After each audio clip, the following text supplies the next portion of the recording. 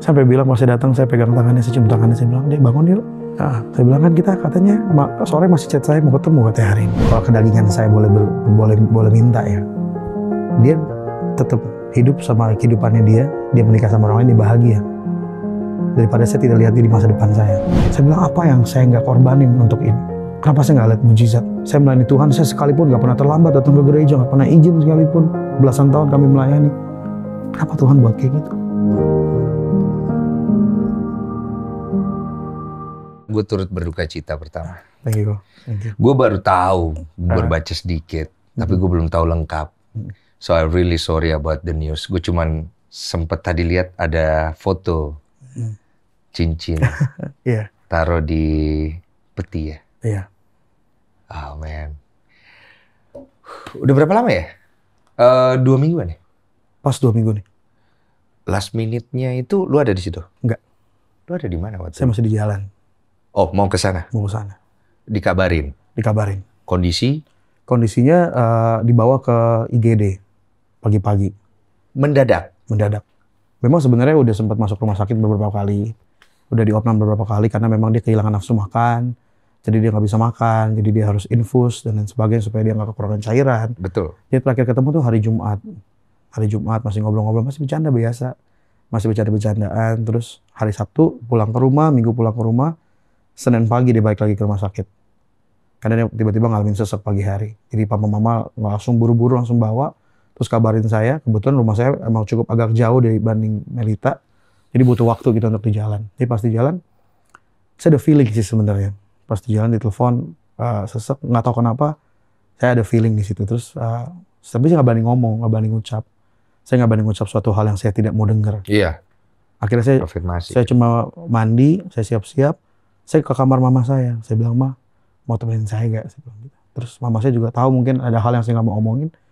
Mama ikut. Udah di jalan, pas di jalan, saya telepon sama abangnya. Ditelepon, "Glenn, buru-buru ya Glenn, kata dokter kita harus siap-siap berduka." Di situ saya nangis ya. Saya nangis sama Tuhan. Saya bilang, "Tuhan jangan deh, Tuhan tolong deh. Tuhan tuker deh kalau boleh. Jangan yang ini deh Tuhan, jangan." Mama saya usap-usap pundak saya sambil nyetir, saya kebut-kebut ke kanan kiri. Akhirnya tiba-tiba Tuhan kasih ketenangan buat hidup saya. Saya cuma berpikir gini doang loh. Melita tuh selalu berbarengan. Selama masih ada Melisa, dia selalu berduaan. Gak pernah sendirian. Pasca gak ada Melisa pun, dia selalu bareng sama papa mamanya. Selalu di mana-mana, kemana-mana, ditemenin sama keluarga. Saya cuma berpikir, kok tega sih Tuhan bawa dia sendirian. Saya mikir gitu. Itu yang buat saya nangis. Dan akhirnya, Tuhan kasih penghiburan buat saya, kekuatan buat saya. Dia bilang, siapa yang bilang Melita sendirian? Melita saya jemput, Melita saya gandeng. Melita disambut. Saya tenang. Saya udah mulai dari nangis langsung diam. Saya nyetir dengan baik. Saya pengen buru-buru sampai. Gak lama ditelepon lagi sama abangnya. Itu dari kayak semacam... Langsung aja gitu ya. Tiba-tiba nangis ngeraung-ngeraung gitu. Iya. Tiba-tiba langsung, udah gitu. Wow. Saya merasa ada ketenangan, kekuatan. Saya percaya Melita bukan milik kami. Melita bukan milik orang tua, tapi Melita milik Tuhan. Saya mikir kayak gitu. Dan akhirnya pas ditelepon lagi, berselang 5 menit setelah telepon pertama, ditelepon saya angkat, saya udah gemeteran angkat teleponnya. Saya angkat telepon, terus dia bilang, "Glenn, gak usah buru-buru." Saya pikir, puji Tuhan nih, kayaknya udah mulai normal kondisinya. Ternyata ngomongnya adalah, Melita udah pulang. Abang langsung nangis. Di situ saya bisa nguatin. Saya bilang, "Bang, udah tenang. Melita udah sembuh, Melita nggak sakit." Saya kebut jalan sana. Sampai sana saya langsung parkir di depan, saya langsung lari ke dalam. Saya lihat Melita udah dalam kondisi udah nggak ada. Tapi kayak orang lagi tidur. Iya, kayak lagi tidur. Kayak lagi tidur nyenyak. Sampai bilang pas saya datang, saya pegang tangannya, saya cium tangannya, saya bilang, "Dek, bangun yuk." Saya bilang kan kita katanya sore masih chat saya mau ketemu katanya hari ini. Aduh. Saya pikir kok cara ketemunya kayak gini, saya pikir gitu. Sulit mencernanya saat itu tuh pasti itu. Sulit. Tapi di situ saya sadar kok. Saya orang luar. Bagaimanapun saya belum jadi suaminya, saya belum jadi pasangannya. Yang lebih terpukul siapa? Pasti orang tua. Nggak pernah terbayangkan seorang orang tua mengantar anaknya. Pada waktu itu saya harus kuat. Saya nggak berani nangis di dalam. Gimana caranya sesedih itu lu berusaha kuat tuh gimana caranya? Saya masih ngusap-ngusap abangnya, saya masih Oh, peluk lu ngalihkan abangnya. kemana gitu ya? Saya peluk papanya, saya peluk mamanya, saya bilang udah Tuhan punya rencana, Tuhan punya rencana. Gak lama sahabat saya datang, keluar, saya nangis, teriakan di luar, saya peluk dia, saya nangis. Saya bilang, gak kuat, gue gak siap, saya bilang, gue gak siap. Saya bilang, saya gak tahu Tuhan mau buat apa, saya bilang gitu. Terus saya cuma bilang, Glenn, lu masuk ke dalam, lu doa. Lu doa buat keluarga, lu harus kasih kekuatan buat keluarga. Saya bilang, gue gak bisa doa. Gimana caranya ya? Kita juga bilang, lagi ini. Doa, saya bilang. Saya kondisi keluarganya, saya terpukul. Apalagi lihat keadaan Melita. Enggak, dia bilang, enggak. Lu pilihan Tuhan, Glenn, lu ada di sini, lu harus doa. Saya mau doa, kita berdiri. Waktu berdiri kita muterin ranjangnya. Saya angkat pujian dulu. Ih, itu pasti bulu kuduk berdiri semua itu. Kami naikkan syukur padamu. Nyanyi itu. Akhirnya saya doa. Saya bilang, saya serahkan tubuh Melita ke dalam tangan Tuhan. Roh jiwanya ke dalam tangan Tuhan. Tuhan yang punya acara, Tuhan punya agenda, Tuhan yang punya rencana. Saya bilang, beri penghiburan buat papa mama, beri penghiburan buat kami, beri penghiburan buat setiap kita. Biar kami bergandengan tangan, kami tetap percaya sama Tuhan. Udah, akhirnya kami harus angkat kepala kami dan kami harus jalanin proses itu. Gue yang mewek jadi, aduh. Dan pada waktu itu lebih bingungnya lagi, papa mama mungkin saya tahu lagi blank ya kok. Papa mama bilang, Glenn kamu yang atur, kamu yang urus mau gimana, mau dibawa ke rumah atau rumah duka atau kemana gitu-gitu. Saya lebih bingung lagi. Iya, lu lebih bingung lagi. Tapi puji Tuhan, dari pihak gereja, dari pihak saudara, kerabat, sahabat banyak bantu. Saya pegang handphone aja udah sulit semua orang teleponin saya. Bro, gue ngerti lah bro. Saya sampai, mohon maaf saya baru ngaku nih, saya airplane handphone saya. Iya, good choice. Iya. Ngeblank bro. Sinyalnya sebenarnya ada. Cuma saya berpikir, saya juga gak sanggup untuk ceritain apa-apa. Dari mulut saya aja saya bilang, Melita udah gak ada, saya gak berani ngomong. Saya masih berharap pada masa itu, tiba-tiba Melita bangun, aku gak kenapa-napa kok gitu, aku berharap kayak gitu. Iya, masih oke anyway, ya kan kita sebagai manusia. Tapi kan? tetap saya harus ngurusin, kita harus pindah ke rumah duka mana, ambulans dari mana, kita begini. Harus jalan. Selama proses itu, kepala lu berpikir apa tuh? Saat itu saya blank. Saya kayak orang gak jelas. Saya jalan, saya tetap sama papa mama, saya siapin makanan. Saya, udah makan belum? Minum dulu. Kalau otak saya udah gak tahu kemana. Iya. Gak tahu kemana. Banyak juga tuh pernah ngalamin kan. Betul. Kondisi-kondisi belum bisa mencerna lah. Betul. Belum bisa mencerna. Saya gak tahu arah. Dan saya gak tahu Tuhan tuh mau buat apa sih sebenarnya. Apalagi lu pendeta cuy. Iya. Lu mulai mempertanyakan juga tuh iman lu pasti di situ kan. Adalah sebagai manusia kan. Ini gue gimana, gue kemana, gue kan pendeta, kok gue begini, pasti kalut tuh. Iya. Tapi ini harus selesaiin dulu nih. Iya. Pasti gitu kan? Iya. Ada ini nggak pesan terakhir Melita katanya, ada nggak? Sebenarnya kalau pesan kayak gitu, saya nggak nemuin apa-apa ya. Karena dari kami chattingan pun nggak, kalau saya ulang lagi saya baca, nggak ada mengarah-ngarah bahwa ibaratnya Melita mau say goodbye gitu. Nggak ada. Nggak ada ya? Nggak ada. Memang saya sempat merasa hampir kehilangan Melita tuh Februari pertama kali. Dia drop. Itu awal tuh. Awal. Dia harus masuk ruang HCU dua hari. Saya dan papa nungguin di ruang tunggu sama 2 hari. Kami berjaga untuk nggak tidur untuk jagain dia. Di saat itu saya merasa saya akan kehilangan dia pada masa itu. Dari mana perasaan lu datang itu? Karena gejalanya sama seperti Melisa. Kembarannya. Sama. Mereka nih ada ini ya, katanya ada simptom. Apa? Simptom kelainan gagal jantung apa bagaimana ya bro? Gue kurang paham. Kalau untuk Melisa jujur karena aku waktu itu belum terlalu dekat, jadi aku nggak terlalu tahu masalah seperti apa, dan aku kan pas deket nggak berani nanya lagi gitu. Nggak enak kan? Nggak enak gitu. Jadi aku pikir, cuma memang pas waktu kita ngadepin pas Melita, ada beberapa indikasi kok. Ada beberapa indikasi waktu pas Februari itu triggernya. Memang sempat sebelum itu, waktu kami jalan bersama, saya berapa kali lihat kok Melita gampang capek ya. Kita ngobrol berdua gini, saya kan nggak kecapean. Kecuali kita olahraga gitu. Melita kita ngobrol begini, ntar aku nyesek. Ntar aku capek. Gitu. Kayak ada asmanya. Iya. Kayak detak jantungnya lebih cepat gitu. Akhirnya saya bilang, kamu kenapa? Saya bilang, enggak apa-apa. Sempet akhirnya saya tanya, akhirnya dia ngaku. Setelah kejadian waktu Melisa berpulang ke rumah Bapak di surga, dia merasa gejala yang sama. Oh, dia baru cerita kalau itu. Baru cerita. Itu pas di Februari itu? Sebelum itu, November. Sebelum itu? Iya, sebelum itu. Sampai saya bilang, ayo kita cek. Dia bilang, nggak bisa. Untuk aku datang ke rumah sakit aja aku nggak berani. Takut juga. Iya. Aku bilang ke papa mama lebih nggak berani lagi. Saya bilang, kalau kamu sayang sama saya, sayang sama papa mama, kita harus cek.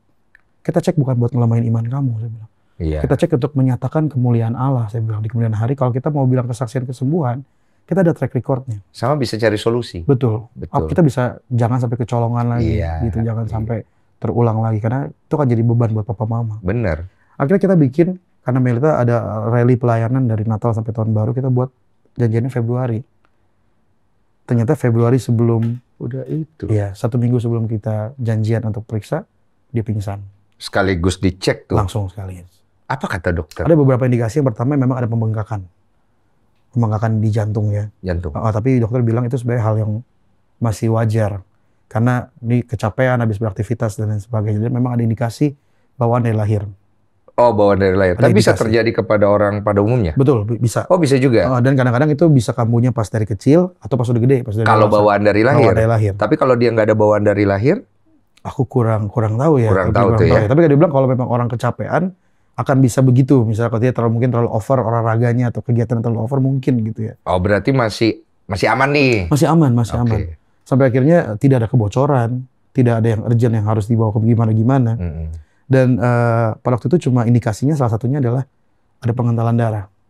Jadi memaksa jantungnya bekerjanya lebih berat. Karena pengentalan dalam jantung. Akhirnya selama 1 bulan itu dia harus minum itu.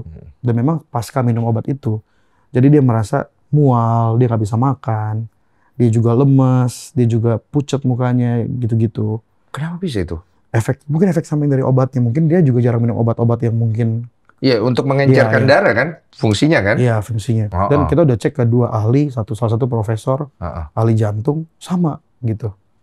Ini ada indikasi, apakah memang indikasinya dari pengentalan darah, kita coba dulu cek minum obat dulu ini selama 20 hari ke depan. Iya, sembari dikontrol kan? Sambil dilihat dan juga dijaga, kondisi dikurangin kesibukannya.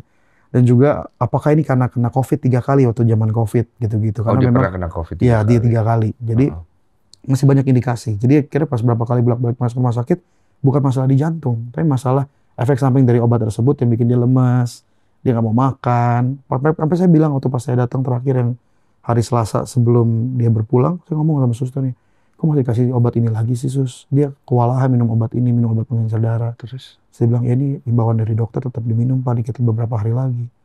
Saya pikir ya udah mau nggak mau gitu. Mau nggak mau akhirnya, makanya pas terakhir ketemu saya hari Jumat. Hari Jumat ketemu, dia masih bercanda-bercanda gitu. Biasa saya setelin kartun gitu, dia nonton gitu. Di mana nih? Di rumah sakit? Di rumah sakit. Kondisinya cuma nggak mau makan aja, dia cuma infus. Dia di rumah sakit terus tuh? Pada waktu itu dia bolak-balik lah. Tapi pokoknya kalau dia udah lemes sedikit, papanya mamanya nggak langsung beli yang terbaik lah. Bawa rumah sakit aja, bawa ke rumah sakit. Biar aman. Dirawat aja gitu, intensif. Itu masih bercanda-bercanda kok. Saya masih suka ngecengin dia, ayo cepat sembuh, semangat. Nanti kalau sembuh, kita harus meeting keluarga. Saya bilang, kita meeting tanggal, saya bilang gitu. Dia masih bercanda-bercanda. Mau ngomongin pernikahan gitu? Iya, dia semangat sekali soalnya. Tapi memang lu beneran udah mau nikah itu? Awalnya saya udah ngomong sama papa mamanya Melita. Udah minta? Bulan Januari. Udah minta? Minta izin. Iya. Karena kan Melita punya abang-abang yang masih belum nikah. Iya. Kan kita harus ngelangkah, kita minta izin dulu gitu. Papa mama nggak ada penolakan, mendukung gitu-gitu. Jadi berarti udah tinggal cari tanggal ya? Iya, gitu. Tanggal berapa waktu itu? Masih beberapa pilihan lah. Pilihan. Pengennya tapi tahun depan, 2025. Oh, 2025. Pengennya gitu. Jadi kalau dia lagi sedih, dia lagi nggak suka sama kondisi tubuhnya, saya selalu ngomong gitu supaya dia semangat gitu, dia happy ya. Jadi akhirnya saya ledekin, apa kita mau pemberkatannya di atas ya, di atas ada hall, saya bilang gitu. Saya pikir selalu gitu. Saya sampai dia masih semangat banget, Dia malah bilang, aku habis dari rumah sakit hari Jumat, aku boleh nginep di rumah kalian nggak sih? Dia bilang gitu. Saya bilang nggak boleh, kita belum muhrim. Saya bilang kita belum nikah. Saya bilang nggak boleh. Lucu lagi. Saya bilang nggak boleh dong. Saya bilang gitu. Terus dia bete-bete. Terus papanya juga, Dede nggak boleh gitu. Kalian mau pulang udah dari kemarin nungguin loh. Gitu. Dia pura-pura nangis, bercanda-bercanda gitu. Aku nggak mau pulang gitu.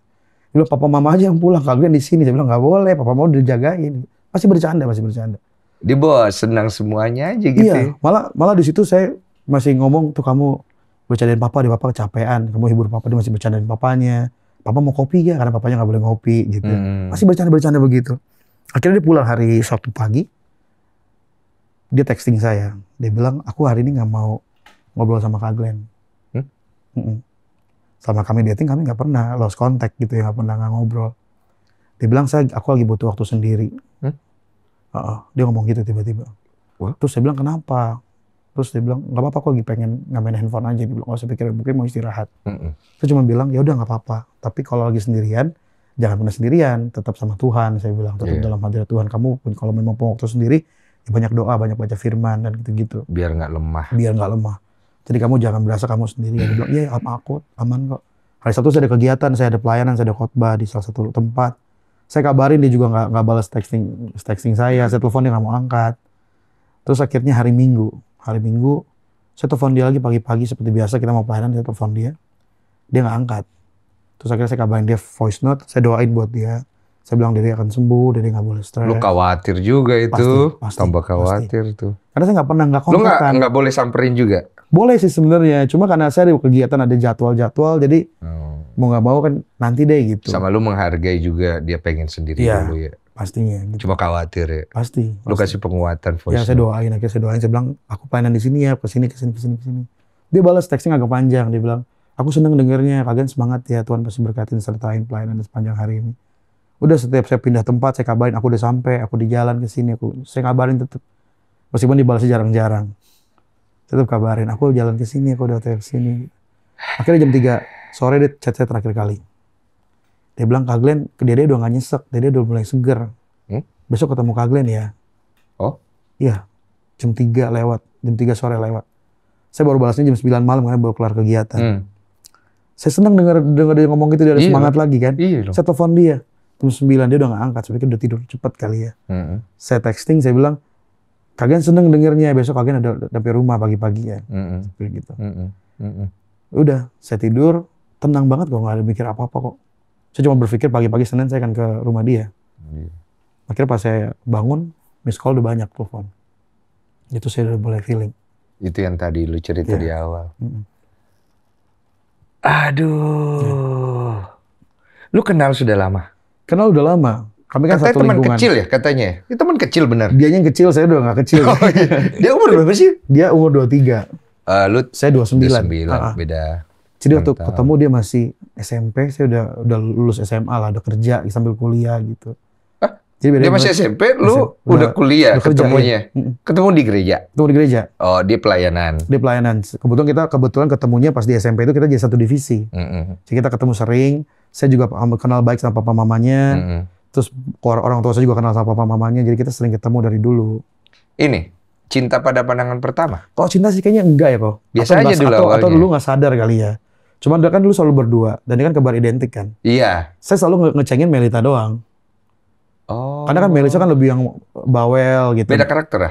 Agak beda. Melita sebenarnya cuma ngikutin kakaknya aja, kakaknya bawel dia juga bawel. Tapi kalau lagi dia diem gitu. Iya kan kalau lagi dia lewat salaman, saya salaman sama kakaknya, saya Mel gitu. Pas ada Melita lewat, ini pulang aja nih, saya ngapain sih kesini? Saya bercanda gitu. Dan papa mamanya tahu saya selalu bercandain dia, selalu ajak ribut dia gitu, berantem.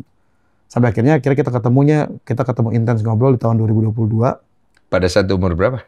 2022 dia umur 21. Gara-gara apa bisa? Jadi waktu pas kondisi yang terakhir, pertama kayak ketemu saya terakhir dia tuh waktu pas Melisa berpulang di rumahnya. Saya pikirin dia banget kok. Saya pikirin dia karena saya tahu kedekatan dia seperti apa sama kakak gitu. Pas saya datang saya lihat dia sedang mencoba menghibur diri dengan sok berpura-pura senyum. Berpura-pura ketemu orang everything's fine. Iya.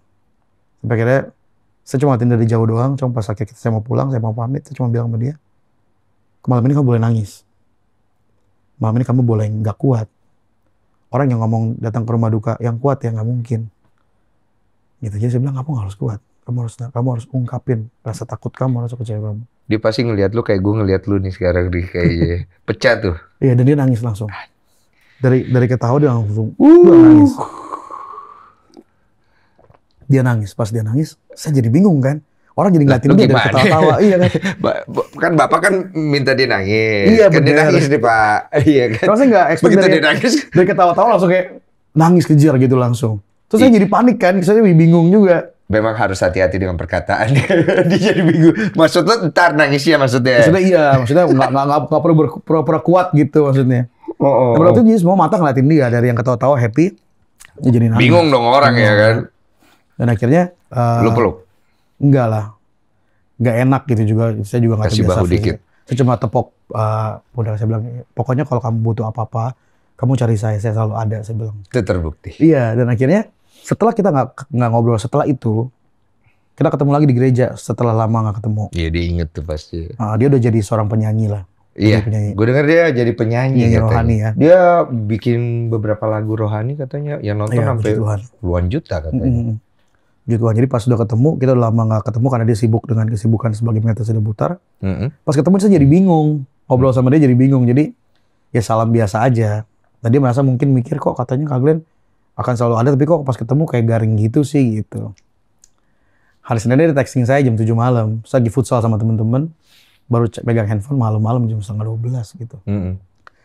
Dari sepemikiran saya kalau orang ngechat saya malam-malam pasti pilihannya sering kali gitu orang mau ngundurin dia dari pelayanan. Oh iya sering gitu ya? Sering. Kalau malam-malam ya? Karena kebetulan saya ketua divisi tersebut. Iya sih. Jadi kalau bilang misalnya kayak shalom selamat malam Kak Glenn. Kenapa ya malam-malam ya? Iya. Pasti di ujung-ujungnya saya mau mengundurkan diri gitu-gitu. Berita nggak enak. Iya, atau apa gitu, atau mau vakum dulu atau apa gitu. Iya. Saya pikir mungkin karena kesibukan dia mau ngundurin diri kali, saya pikir gitu.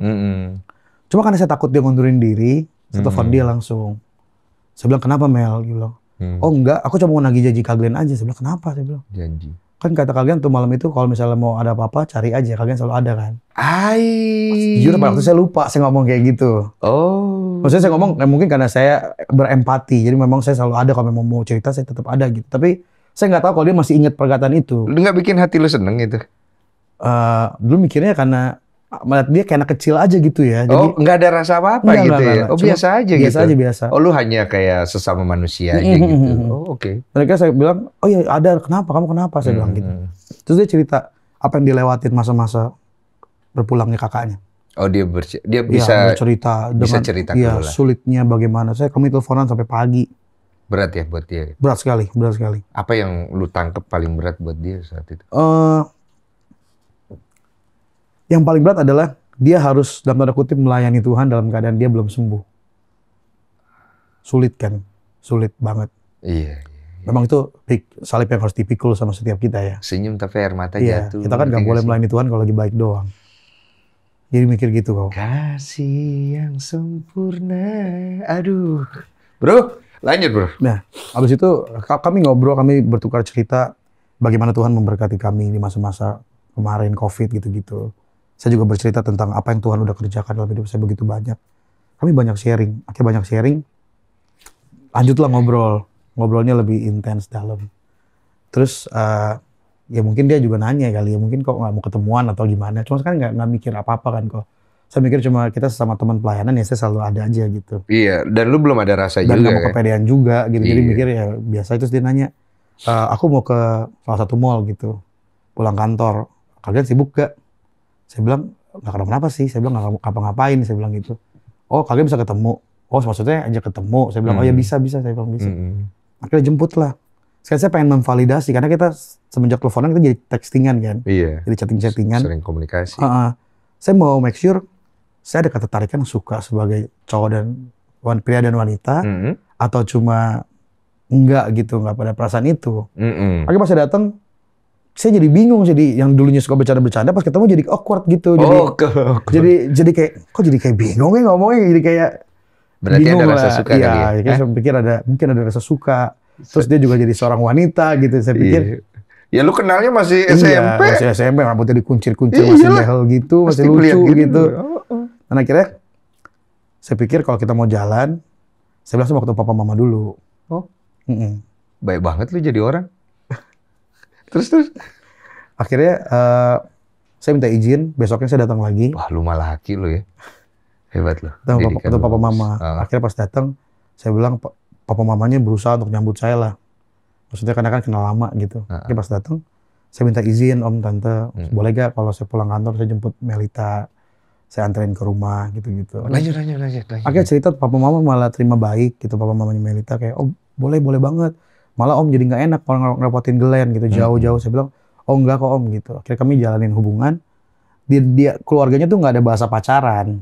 Ya. Jadi kalau memang mau temenan, habis itu serius nikah udah gitu. Ya bahasanya temenan.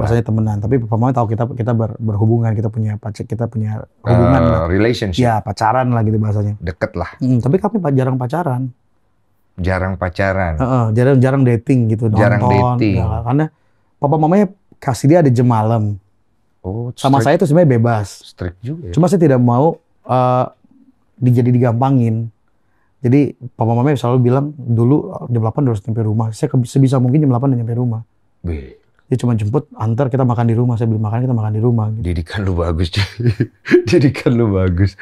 Jadi juga kalau ngobrol, kita kalau lagi di rumah dating gitu, ya ada papa mama ngobrol. Iya, bareng-bareng aja. Bareng-bareng aja ngobrol. Kita ngobrol tentang kebaikan Tuhan. Saya bilang, dulu Tuhan tuh berkatin saya begini, Tuhan tolong saya begini. Oh, beda konsep sama gua dulu ya. Jadi memang saya sering datang untuk ngobrol gitu. Saya merasa saya punya keluarga lagi gitu. Kok gua nggak gitu dulu ya? Iya, lanjut. Jadi akhirnya jadi dekat sama keluarga kan? Dekat banget. Sampai akhirnya sering berjalan waktu jadi ya kebiasaan kita jarang. Kayaknya saya jalan hampir 2 tahun lebih, kan nonton baru 2-3 kali deh. Jarang gitu. Karena kan kita lebih sering ngobrol gitu. Jadi kadang kita kalau lagi jalan pun ya dari tempat makan duduk ngobrol aja. Jadi nggak ada tuh proses kayak bilang I love you gitu-gitu, lu nggak ada itu? Enggak sih kayaknya udah sama-sama tahu aja udah gede kan. Iya, serius loh. Sampai ya pas sudah pacaran ya I love you kan. Tapi pas itu kayak ya udah pokoknya saya memang punya keseriusan intinya. Saya nggak mau cuma pacaran doang, sudah ngomong dari awal. Apa hal yang membuat lu akhirnya know exactly kalau lu tahu nih kalau wah gue cinta nih, suka nih sama dia gitu? Mungkin lucu ya kok. Saya tuh punya cita-cita tuh satu. Saya pengen jadi kepala rumah tangga. Oke. Lucu ya cita-cita ya kepala rumah tangga ya? Iya, saya pernah punya gambaran sebuah keluarga itu bahagia, indah. Papa mama punya anak-anak, kami ke gereja bareng, kami makan siang bareng, kami jalan-jalan bareng. Itu gambaran keluarga yang saya harapkan, saya bayangkan. Jadi gambaran saya adalah saya pengen punya istri, saya pengen punya anak, saya pengen jadi kepala rumah tangga, karena itu kebahagiaan saya. Jadi pas jalan sama Melita, saya merasa saya tidak perlu banyak penyesuaian karena langsung kayak cocok aja gitu. Ada beberapa nilai-nilai yang saya pegang, dia juga pegang. Seperti? Ya, saya nggak nongkrong lah. Saya nggak terbiasa dengan nongkrong. Kalau nongkrong ya pulang gereja, kita makan, nongkrong sama teman-teman pulang loh situ. Iya standar aja gitu. Tapi enggak, dan dia juga sama. Kenapa? Kenapa lu nggak suka nongkrong?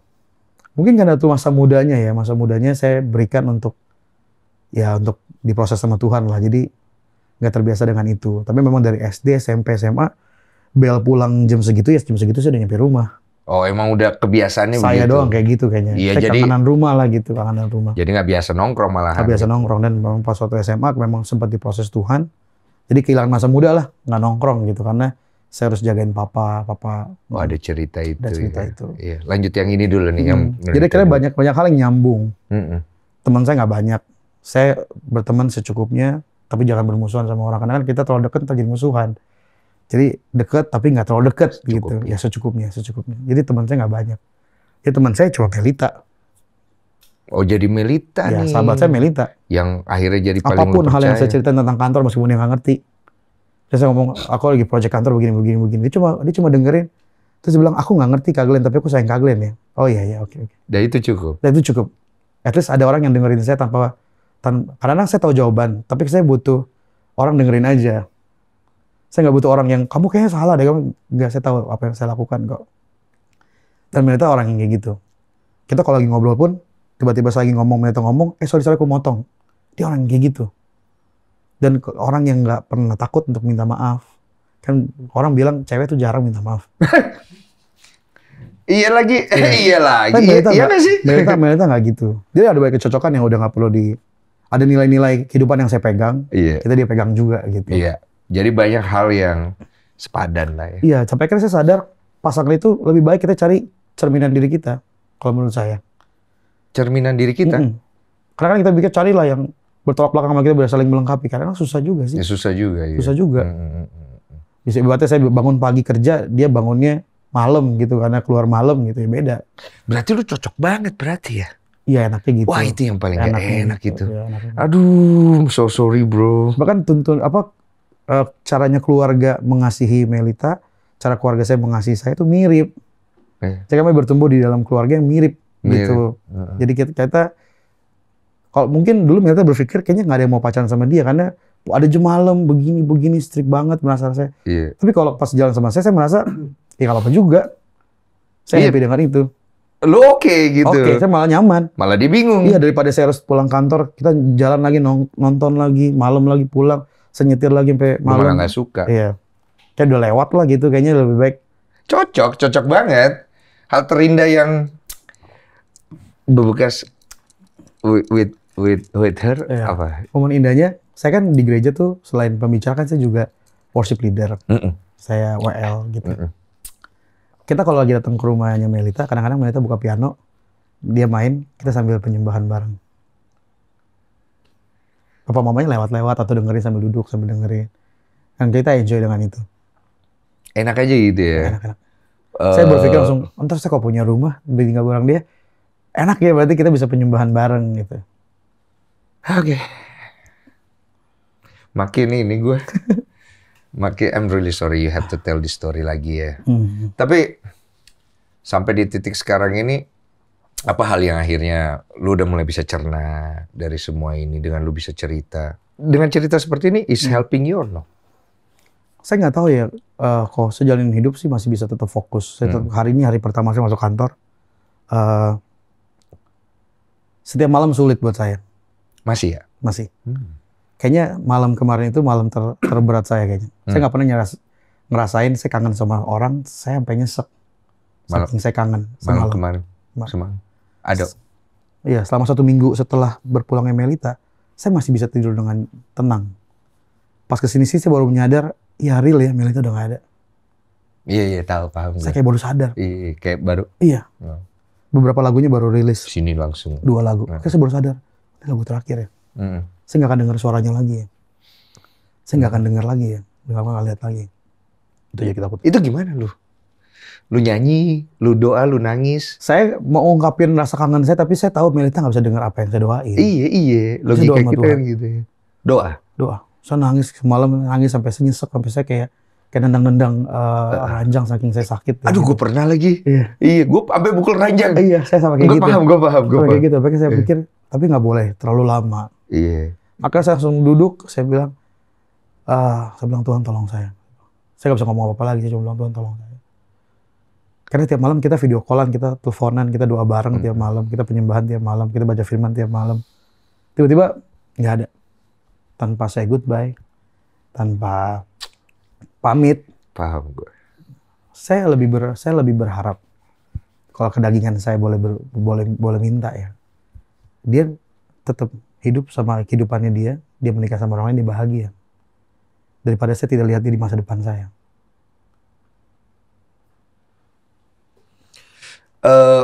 Gue penasaran pas lu taruh cincin yang gue lihat di foto itu ya. Iya. Kalau gue ngebayangin tuh tadi pas gue lihat, ini hancur banget sih ini perasaan nih pas taruh nih. Aku sama Derma Duka aku nggak nangis. Nggak nangis itu? Kok bisa lu nggak nangis ya? Karena saya tahu saya orang luar. Saya nggak boleh terlihat lebih sedih dibanding orang tuanya. Saya berasa kayak apaan sih lebay banget. Saya takut mikir gitu. Oh, lu maksudnya berusaha untuk nggak mau menambah beban. Nggak mau. Di malam kedua, pas malam penghiburan, mamanya panggil saya ke kamar. Mamanya. Terus bilang, Glenn sini duduk depan mamanya. Dia pegang pipi saya kanan kiri. Dia balikin cincinnya. Oh, abis lu taruh dibalikin cincinnya? Sebelum saya taruh, itu kan ada di rumah. Oh, udah di rumah ya? Dia ambil. Oke, ini cincinnya ambil. Ya. Terus dia bilang, Tante sama Om gak pernah nolak Glenn. Kami anggap Glenn udah kayak anak. Tapi Tuhan punya rencana lain. Jadi cincinnya dikembalikan. Oh, dikasih ke lu? Dikasih ke saya. Saya nangis di situ. Saya nggak bisa tahan, saya nangis di situ. Saya baru sadar itu real. Iya, ya kita nggak bisa sama-sama ya. Gitu. Dan saya bilang, saya minta izin ya, Pak, Ma, saya bilang, saya taruh ini di petinya. Jadi pergi bersama peti itu? Iya. Saya taruh di jari kelincinya. Oh, lu masukin. Gue cengeng banget ya dengernya ya. Sebenarnya nangis gak tuh pas lu taruh? Ya iya. Masukin deh. Ada ngomong sesuatu nggak? Nggak ada. Saya cuma pegang, saya cuma liatin. Soalnya ini cincin yang kamu mau nih padahal. Oh. Kamu selalu ngomongin pengen dilamar, selalu ngomong-ngomong kode-kode lucu kayak gitu. Tapi akhirnya ya saya minta izin, papanya juga mengizinkan. Dia bilang kalau Glenn nggak keberatan, kalau Glenn mau silakan. Akhirnya saya tangannya kan begini, saya masukin di jarinya. Udah, lihat gitu. Udah selesai di situ deh. Ya. Aduh Glenn. This is a very wonderful story ya. Gue melihatnya sebagai kisah yang sedih banget, tapi gue melihat sebagai kisah terindah dalam sebuah kehidupan dua insan yang menurut gue this is a very beautiful love ya. Cuman banyak orang penasaran how you gonna get through all of this kan. Walaupun kita tahu juga pasti hidup ya akan berlalu gitu aja gitu. Cuma kalau gue lihat mencintai dengan ketulusan itu apa ya, lebih berat melewatinya dibandingkan kita mencintai dengan kepentingan. Ngerti kan maksudnya? Betul. Dan gue bisa ngelihat lu dengan sangat tulus, lu membawanya dengan sangat tulus. Lu kan pendeta nih, ya kan? Kesentil-sentil nggak iman pendeta lu nih? Puji Tuhan sih. Kalau mengganggu keimanan sih nggak sama sekali sih. Enggak. Tapi benar-benar merasa kayak clueless, merasa kayak nggak tahu lagi besok harus ngapain, itu berasa banget. Tapi saya nggak pernah berani untuk bilang marah sama Tuhan ya. Karena mungkinlah kita anggap satu hal itu saya tidak dapatkan. Menikah sampai seumur hidup saya sama Melita, nggak saya dapatkan. Tapi kalau saya lihat lagi ke belakang, ada banyak jutaan kebaikan Tuhan yang udah saya terima. Apakah saya layak untuk komplain satu yang saya nggak dapatin gitu. Itu yang membuat saya nggak berani untuk ngomong gitu. Saya sedih gak? Sedih. Saya kecewa gak? Kecewa. Saya marah gak? Marah. Tapi nggak berani saya sebut. Saya percaya Tuhan punya rancangan yang indah, jauh lebih dari apa yang saya rencanakan. Saya percaya meskipun saya nggak tahu gimana caranya, meskipun apa yang udah Melita taruh dalam hati saya membuat saya punya standar yang tinggi sama pasangan hidup. Tapi tidak ada yang mustahil. Tapi tidak ada yang mustahil. Maka jadilah seperti iman. Amin. Amin. Thank you banget loh. That is a very wonderful statement. Karena tidak mudah bagi setiap orang melewati masa-masa itu sembari mengatakan apa yang lu katakan. Karena pada saat kondisi seperti ini biasanya kita akan mempertanyakan di mana Tuhan. Apalagi lu berjalan di jalan yang kalau dibandingkan dengan orang lain, lu berjalan di jalan yang bener nih ibaratnya kan. Ya manusia kan pasti ada salah juga ya. Tapi kenapa gue? Kan sering kan gitu ya. Pada saat kita kehilangan, pasti kita akan bertanya, kenapa saya? I worship you God. I'm doing all of this. Ngerti kan maksud gue? Mungkin karena saya pernah ngelewatin hal yang hampir mirip sama loh. Oh, Bapak ya? Iya, Papa. Oh, gimana sih cerita Papa dikit? Saya tuh lahir dari keluarga, ya dalam tanda kutip tuh taat banget lah. Papa saya tuh kalau kita ibadah, saya sekolah minggu wajib tuh 3 sesi ibadah. Nggak boleh kabur kemana-mana, teman-teman ada yang lari ke time zone, kita nggak boleh. Papa cukup keras gitu. Kalau kita lari beli kaset PS, kabur lagi sekolah minggu, dibotakin gitu. Saya takut banget dibotakin. Keras ya? Keras. Saking cintanya Papa sama Tuhan, membuat saya juga jadi cinta sama sosok Tuhan. Saya jadi mau tahu tentang Tuhan. Saya dari kecil, dari TK, kalau tanya pengen jadi apa? Pengen jadi pendeta, saya bilang. Oh ini gara-gara Papa nih? Karena Papa kalau di rumah khotbah. Jadi anak-anak harus begini. Pendeta juga? Enggak, Papa cuma suka aja. Ya suka aja. Papa baca film, Papa orang bertobat dulunya mungkin masa mudanya begitulah. Pak. Gak tahu ya. Tapi ngelakuin semua hal yang bandel udah dilewatin. Ceritanya orang bertobat dia. Bertobat. Jadi lagi jatuh cintanya banget nih sama Tuhan ya. Akhirnya dia kenalin kita ke tempat Tuhan. Yes. Kita tiap malam kita mesbah keluarga 3,5 jam. Kita masih pada kecil. Akhirnya kita kalau lagi doa kita pura-pura sujud dari pura-pura tidur. Oh, itu gue banget karena sih. Karena doanya lama sekali. Bro, kita anak kecil bro. Iya ngerti lah. Doanya panjang. Yes. Sampai akhirnya, tapi saya mencintai itu. Itu jadi momen keluarga yang membahagiakan dalam hati saya. Iya. Sampai akhirnya Tuhan izinin pas kami bertumbuh, Papa memang naik turun lah imannya. Kalau lagi ada masalah, Papa menghujat Tuhan lah, ngomong marah-marah sama Tuhan. Serius lu? Marah-marah sama Tuhan. Tapi kalau udah akhirnya Tuhan tolong, minta ampun sama Tuhan. Lucu banget. Lucu gitu. Akhirnya, ya naik turun, sehingga berjalan waktu. Akhirnya saya memberikan diri untuk mau melayani Tuhan di usia saya SMP. Tujuannya apa? Waktu itu saya mau melayani karena koko saya pelayanan duluan. Kalau saya pemain musik, saya mau main musik nggak bisa main musik. Umur saya masih kecil juga. Akhirnya saya jadi gabung sebagai choir yang rame-ramean gitu nggak kelihatan. Tujuannya apa kok? Cuma kalau lagi acara keluarga, ini suka dibangga-banggain koko saya. Saya sebagai adik yang tidak mau kalah gitu. Pengen juga dipuji-puji gitu. Lucu lagi. Akhirnya saya mau pelayanan. Dari awalnya cuma celup-celup tangan, akhirnya saya kecebur jatuh cinta. Saya bilang Tuhan. Apa yang membuat lo akhirnya jatuh cinta? Saat saya lagi dalam akhirnya pelayanan, enak banget kehidupan, masih enak banget. Dianterin papa mama, Jadi ya finance bisa jalanin dengan enjoy. Akhirnya sering berjalan waktu Tuhan izinin papa nggak ada pekerjaan, papa usahanya selesai. Oh, ini ya perekonomian Iya, turun. perekonomian. Jadi susah. Banget. Oh, jomplang. Hidup di bawah garis kemiskinan kayaknya. Oh, jomplang banget ah? Iya. Oh, parah berarti ya? Parah. Ditipu orang kah bagaimana? Ditipu juga, terus ada kesalahan-kesalahan yang lain lah gitu-gitu. Sampai akhirnya kita pernah hidup 3 bulan tanpa air, tanpa listrik. Oh. Di dalam sebuah rumah, dicabut karena nggak bisa bayar. Oh. Saya dulu kalau bangun sekolah, bangunnya kesiangan, terus mama saya pura-pura tidur aja gitu, nggak bangun. Saya tahu itu nggak ada duit buat berangkat ke sekolah. Stres. Ya. Papa gimana? Papa jadi ya sempat stres. Kita buat makan aja nggak ada. Buat makan nggak ada. Iya. Tadi ini yang gue denger cerita di depan ya? Iya. Yang lama-lama makin ngaco gitu ya? Sampai koko saya udah SMA, dia udah bisa cari duit dari main musik. Dia jadi tulang punggung keluarga. Oh, bantu ah? Bantu semua. Kita cuma minta satu sama papa. Koko yang bantu pegang beban ini, berbagi sama koko. Tugas papa satu, jangan marah-marah. Marah-marah terus. Marah-marah nggak bisa berhenti, kayak radio rusak kalau kata mama saya. Iya, apalagi dia lagi proses pertobatan ya. Betul. Jadi pada waktu itu kondisi rumah jadi kayak neraka buat kami kok. Kenapa aja itu? Banting-banting barang, saya mau pelayanan, saya dimarahin. Saya dipukul pakai gelas kepalanya karena mau pelayanan. Karena dianggap orang tua lagi ngomong, lu malah pergi, malah keluar ke gereja. Oh, udah nggak bagus semuanya. Sampai dari mulut saya sendiri. Anak yang masih SMP, saya bilang, mama harus tinggalin papa. Kalau nggak kitanya menderita kayak gini. Wah, ya, lu ngomong gitu kah? Dari mulut saya. Sampai akhirnya mama bergumul panjang, mama kasihan sekali. Harus ngeliatin itu sendirian pada waktu itu. Akhirnya mama ambil keputusan tinggalin papa. Kita berempat akan berencana tinggalin papa. Kita keluar dari rumah. Di hari kita pindah packing, saya nggak tega sama papa saya. Lah, kan lu yang ngusul. Makanya. Lu yang ngusul, lu gimana lu? Pas udah pindah, ayo bilang kita jalan. Saya bilang, saya nggak tega. Bagaimanapun papa. Papa tahu kalian mau pergi itu? Tahu. Udah minta maaf. Dia nggak tahan apa? Udah sujud-sujud, tapi papa minta maaf. Udah setahun 2 tahun udah terlalu parah. Ya, udah cukup lah. Ibarat mama saya nggak mau bikin jadi berantakan, mendingan kita pisah dulu sementara waktu. Oke. Nggak pisah cerai ya, tapi pisah gitu. Iya, maksudnya masing-masing. Masing-masing. Saya bilang, mama jalan dulu deh, mau ke Koko Sisi. Oh, jalan nih? Jalan. Saya jagain papa. Terus? Sejagain papa, kondisi papa nggak ada duit.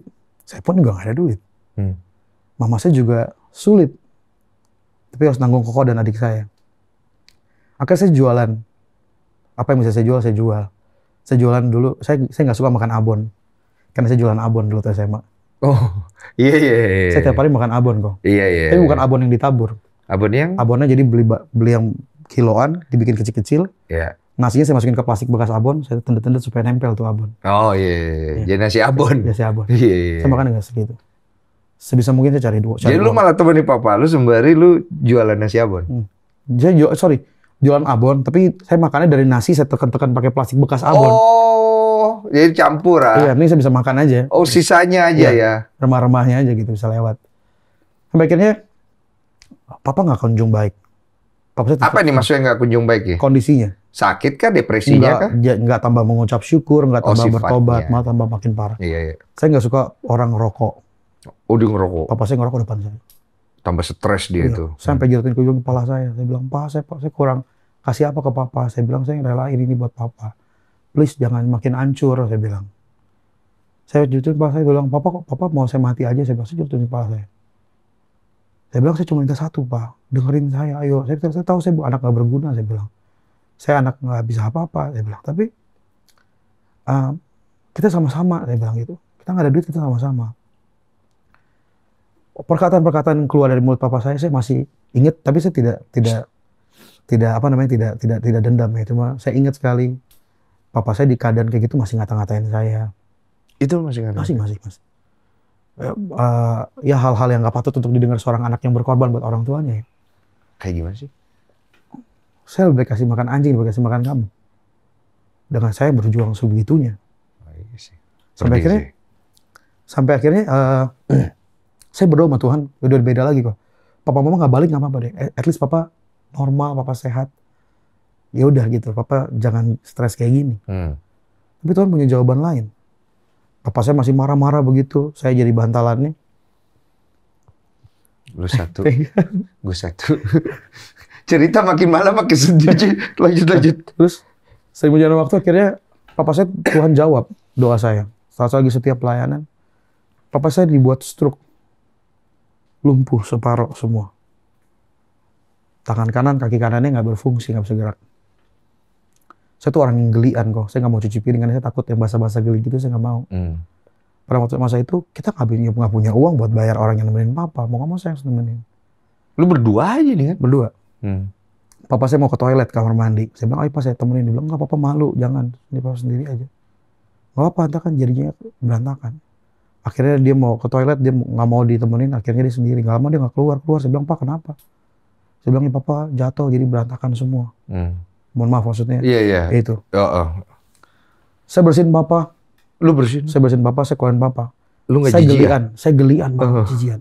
Tapi saya nggak boleh bersihin sambil gitu. Itu kan nyakitin dia kan. Iya. Saya tahan sampai air mata saya keluar, saya bersihin. Saya pungutin, saya bersihin. Setiap hari saya jadi orang yang nggak takut, nggak gelian.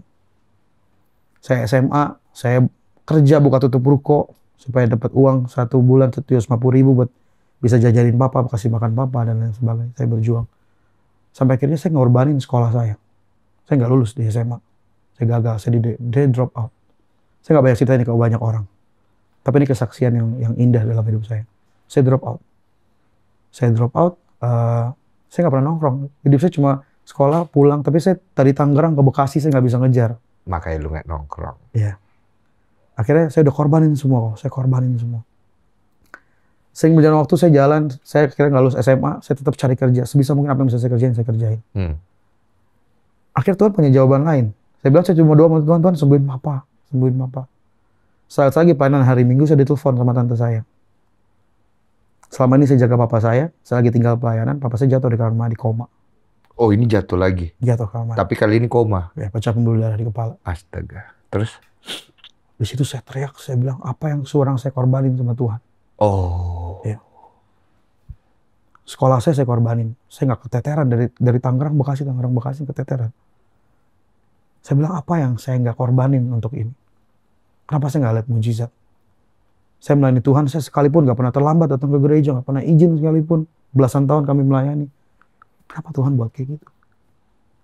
2014 saya bertanya sama Tuhan, apa sih yang Tuhan mau buat sama saya? Waktu itu saya nggak tahu, tapi saya nggak berani menghujat Tuhan. Saya nggak berani karena saya bisa lewatin hari demi hari. Oh, lu nggak berani sampai menghujat? Cuma mempertanyakan aja? Cuma mempertanyakan kayak Tuhan. Oh, iya. Kalau Tuhan nggak jawab, ya udah deh. Berarti level gue lebih tinggi ya? Iya benar. Mempertanyakan. Udah bukan mempertanyakan. Mendebat. Gue bilang Tuhan nggak ada. Lanjut. Akhirnya 2014 berjalan. Sampai bertahun-tahun saya nggak tahu jawabannya. Saya harus terus jalanin hidup. Saya harus cari kerjaan dan sebagainya. Nggak ada jawaban tuh? Nggak ada jawaban. Saya baru sadar saya menemukan di tahun 2022. 2022? Ya. Baru dong? Baru. Apa? Saya dapat pekerjaan yang dari Tuhan. Saya bukan orang yang lulus dengan baik. S1 saya pun teologi. Dapat beasiswa dari Gereja Tiberias. Iya. Waktu itu saya pas lagi lamar pekerjaan, saya belum lulus kuliah lagi. Saya dapat promosi berkali-kali lipat saat saya lamar pekerjaan. Dalam waktu 1 tahun saya dapat pelipat gandaan dari Tuhan. Iya. Pelipat gandaan. Sampai akhirnya saya sadar, akhirnya Tuhan pilih saya jadi pembicara, jadi hamba Tuhan, jadi orang yang melayani Tuhan. Bagaimana cara kita bisa ngeberkatin orang kalau kita nggak pernah ngelewatin itu? Mungkin akhirnya saya baru sadar, Tuhan izinkan saya. Saat saya melayani Tuhan, banyak anak-anak muda, saya ditinggalin sama papa saya. Saya ditinggalin mama saya. Saya tahu perasaan, jadi saya berdoa buat dia. Saya memberikan kasih saya buat dia, karena saya pernah ngalamin. Mungkin rasanya pahit ya, harus ngelewatin kayak gini banget buat jadi pelayan Tuhan. Ya, tapi panggilan itu saya terus pegang sampai hari ini. Sampai saya mengatakan, apa yang udah saya laluin kemarin, itu worth it untuk saya jalanin. Ini bagiannya dari semuanya. Bagian. Good story. Apakah lu masih menganggap Tuhan itu baik walaupun dia mengambil semua yang berharga dari lu? Nih pertanyaan penutup kita. Oke. Karena saya percaya apapun yang saya punya hari ini, bukan punya saya. Mungkin itu pelajaran lah. Waktu saat saya sama Melita, mungkin saya pegangnya gini. Saya beranggapan saya nggak mau kehilangan Melita. Dengan segala cara saya. Tapi Tuhan tahu yang terbaik buat saya kan. Kita kan harus loose hand kan sama Tuhan. Dan itu yang paling berat. Ya. Kapanpun Tuhan mau ambil ya bukan punya saya. Kapanpun Tuhan mau berikan ya memang itu dari Tuhan. That is the hardest part. Ya. Rasa memiliki itu seperti ini memang sih. Dan melepaskannya itu yang paling susah. Makanya banyak yang bilang kalau berdoa tuh kenapa tangan kita begini? Karena kita berserah diri.